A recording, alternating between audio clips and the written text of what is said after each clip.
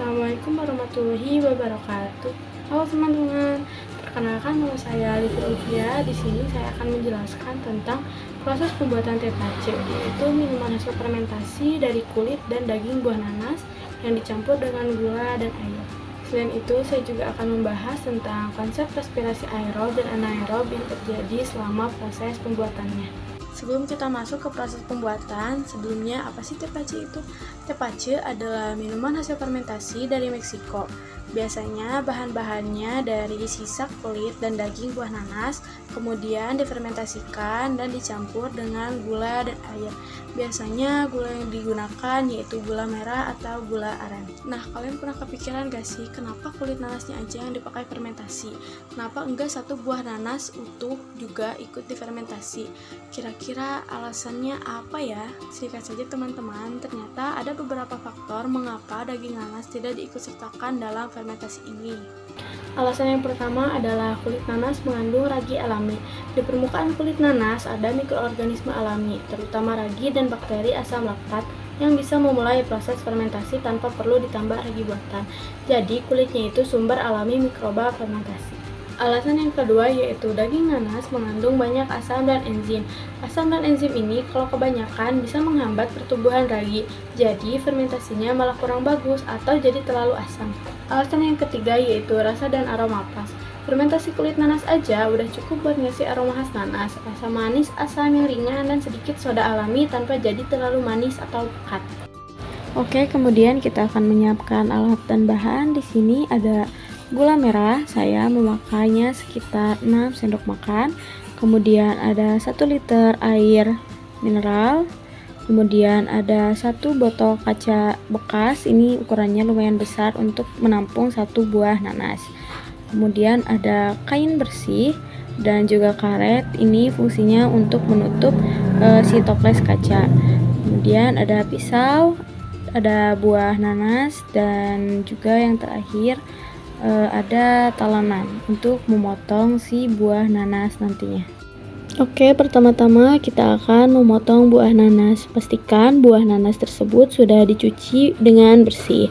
Kita akan memotong kedua ujung buah nanas.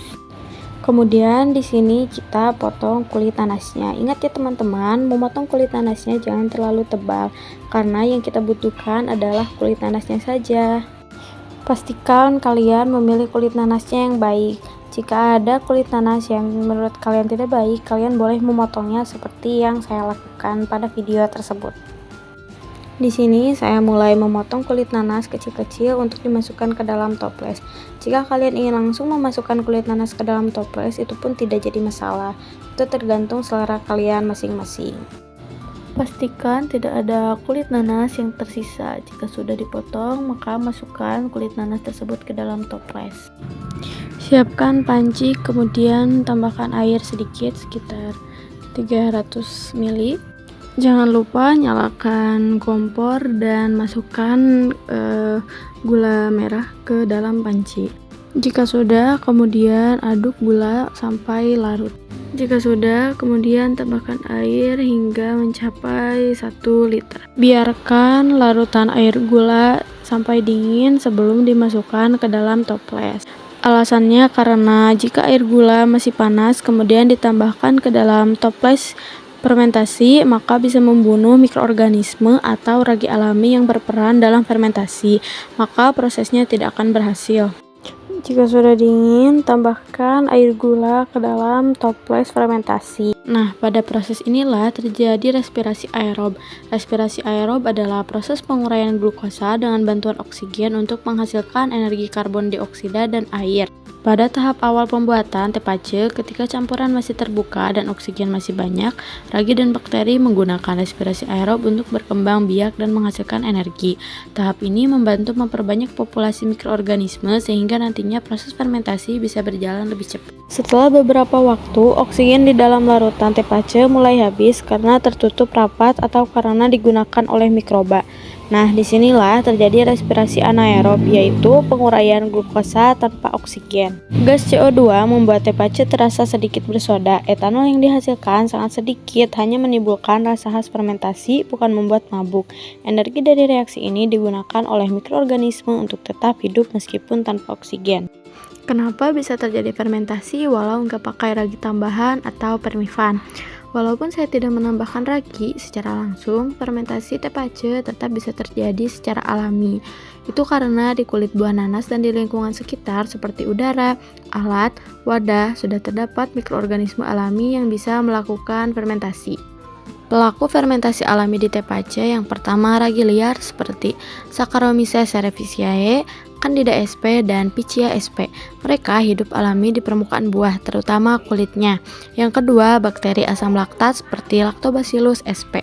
Mereka membantu menghasilkan asam laktat, bikin rasa TPC jadi agak asam, segar, dan membantu mengawetkan minuman. Kemudian ada manfaat dan penyimpanan. Yang pertama, manfaatnya yaitu mengandung probiotik yang baik untuk pencernaan. Yang kedua, membantu meningkatkan daya tahan tubuh.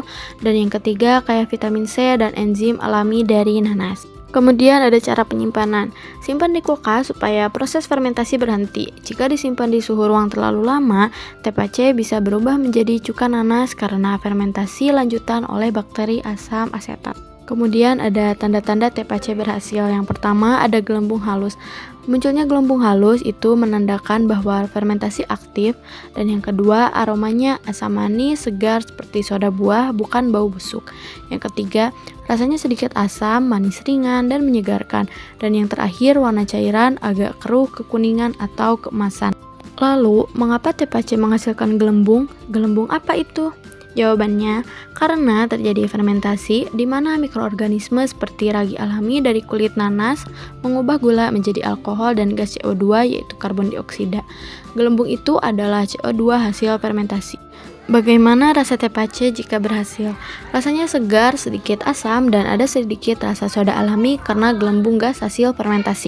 Agar TPC berhasil, simpan TPC selama 3-4 hari di suhu ruang. Baik teman-teman, mungkin cukup sekian yang dapat saya sampaikan. Semoga apa yang saya sampaikan bermanfaat bagi kalian semua. Terima kasih sudah menonton. Wassalamualaikum warahmatullahi wabarakatuh.